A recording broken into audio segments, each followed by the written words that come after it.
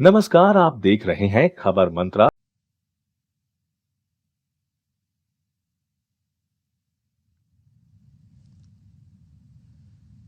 मेरे प्यारे देशवासियों, आप सभी को क्रिसमस की शुभकामनाएं। हम इस वर्ष के अंतिम सप्ताह में हैं। 2022 बस आने ही वाला है।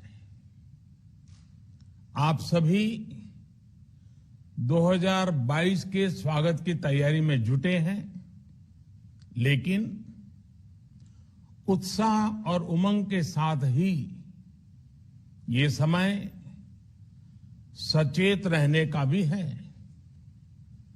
आज दुनिया के कई देशों में कोरोना के नए वेरिएंट ओमिक्रॉन की वजह से संक्रमण बढ़ रहा है।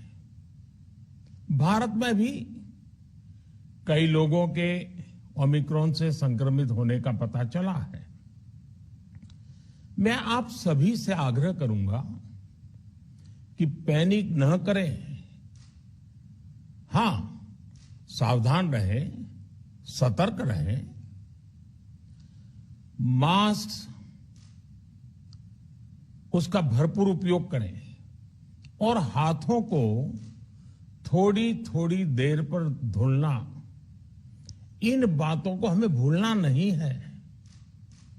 आज जब वायरस म्यूटेट हो रहा है तो हमारी चुनौतियों का सामना करने की ताकत और आत्मविश्वास भी मल्टीप्लाई हो रहा है। हमारी इनोवेटिव स्पिरिट भी बढ़ रही है। आज देश के पास 18 लाख आइसोलेशन बेड्स हैं, 5 लाख ऑक्सीजन सपोर्टेड बेड्स हैं, 1,40,000 आईसीयू बेड्स हैं। आईसीयू और नॉन आईसीयू बेड्स को मिला दें तो 90,000 बेड्स विशेष तौर पर बच्चों के लिए भी हैं। आज देश में 3,000 से ज्यादा पीएसए ऑक्सीजन प्लांट्स काम कर रहे हैं। 4 लाख ऑक्सीजन सिलेंडर्स देश भर में दिए गए हैं। राज्यों को जरूरी दवाओं की बफर डोज तैयार करने में सहायता की जा रही है। उन्हें पर्याप्त टेस्टिंग किट्स भी मुहैया कराई जा रही है। साथियों, कोरोना वैश्विक महामारी से लड़ाई का अब तक का अनुभव यही बताता है कि व्यक्तिगत स्तर पर सभी दिशा निर्देशों का पालन कोरोना से मुकाबले का बहुत बड़ा हथियार है। और दूसरा हथियार है वैक्सीनेशन। हमारे देश ने भी इस बीमारी की गंभीरता को समझते हुए बहुत पहले वैक्सीन निर्माण पर मिशन मोड में काम करना शुरू कर दिया था।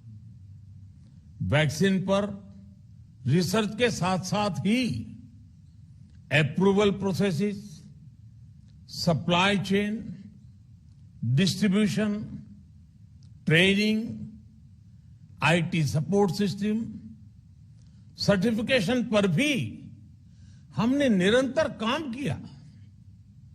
इन तैयारियों का ही नतीजा था कि भारत ने इस साल 16 जनवरी से अपने नागरिकों को वैक्सीन देना शुरू कर दिया था।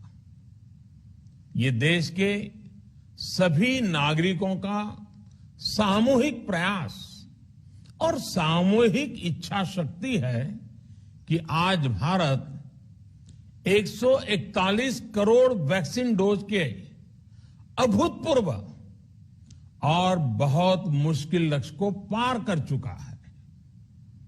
आज भारत की वयस्क जनसंख्या में से 61% से ज्यादा जनसंख्या को वैक्सीन की दोनों डोज लग चुकी हैं। इसी तरह वयस्क जनसंख्या में से लगभग 90% लोगों को वैक्सीन की एक डोज लगाई जा चुकी है। आज हर भारतवासी इस बात पर गर्व करेगा कि हमने दुनिया का सबसे बड़ा, सबसे विस्तारित और कठिन भौगोलिक स्थितियों के बीच इतना सुरक्षित वैक्सीनेशन अभियान चलाया। कई राज्य और विशेष तौर से टूरिज्म की दृष्टि से महत्वपूर्ण राज्य जैसे गोवा, उत्तराखंड, हिमाचल जैसे राज्यों ने 100% सिंगल डोज वैक्सीनेशन का लक्ष्य हासिल कर लिया है। आज देश के दूर सुदूर गांवों में जब 100% वैक्सीनेशन की खबरें आती हैं तो मन को संतोष होता है। यह प्रमाण है हमारे हेल्थ सिस्टम की मजबूती का, हमारी टीम डिलीवरी का, हमारे हेल्थ केयर वर्कर्स के डेडिकेशन और कमिटमेंट का, और देश के सामान्य मानवी के अनुशासन और विज्ञान में उनके विश्वास का। हमारे देश में जल्दी ही नेजल वैक्सीन और दुनिया की पहली डीएनए वैक्सीन भी शुरू होगी। साथियों, कोरोना के खिलाफ भारत की लड़ाई शुरू से ही वैज्ञानिक सिद्धांतों, वैज्ञानिक परामर्श और वैज्ञानिक पद्धति पर आधारित रही है। पिछले 11 महीने से देश में वैक्सीनेशन अभियान चल रहा है। देशवासी इसके लाभ भी महसूस कर रहे हैं। उनकी रोजमर्रा की जिंदगी सामान्य हो रही है। आर्थिक गतिविधियां भी दुनिया के कई देशों की तुलना में उत्साहजनक रही हैं। लेकिन साथियों, हम सभी जानते हैं कि कोरोना अभी गया नहीं है। ऐसे में सतर्कता बहुत जरूरी है। देश को सुरक्षित रखने के लिए, देशवासियों को सुरक्षित रखने के लिए हमने निरंतर काम किया है। जब वैक्सीनेशन शुरू हुआ तो उसमें भी वैज्ञानिक सुझावों के आधार पर ही ये तय किया गया कि पहली डोज किसे देना शुरू किया जाए, पहली और दूसरी डोज में कितना अंतराल हो, स्वस्थ लोगों को कब वैक्सीन लगे, जिन्हें कोरोना हो चुका है उन्हें कब वैक्सीन लगे, और जो कोमॉर्बिडिटी से ग्रस्त हैं उन्हें कब वैक्सीन लगे। ऐसे निर्णय लगातार किए गए और ये परिस्थितियों को संभालने में काफी मददगार भी साबित हुए हैं। भारत ने अपनी स्थिति परिस्थिति के अनुसार भारत के वैज्ञानिकों के सुझाव पर ही अपने निर्णय लिए हैं। वर्तमान में ओमिक्रॉन की चर्चा जोरों पर चल रही है। विश्व में इसके अनुभव भी अलग अलग है, अनुमान भी अलग अलग है। भारत के वैज्ञानिक भी इस पर पूरी बारीकी से नजर रखे हुए हैं, इस पर काम कर रहे हैं। हमारे वैक्सीनेशन को आज जब 11 महीने पूरे हो चुके हैं तो सारी चीजों का वैज्ञानिकों ने जो अध्ययन किया है और विश्व भर के अनुभवों को देखते हुए आज कुछ निर्णय लिए गए हैं। आज अटल जी का जन्मदिन भी है, क्रिसमस का त्योहार भी है, तो मुझे लगा कि इस निर्णय को आप सबके साथ साझा करना चाहिए। साथियों,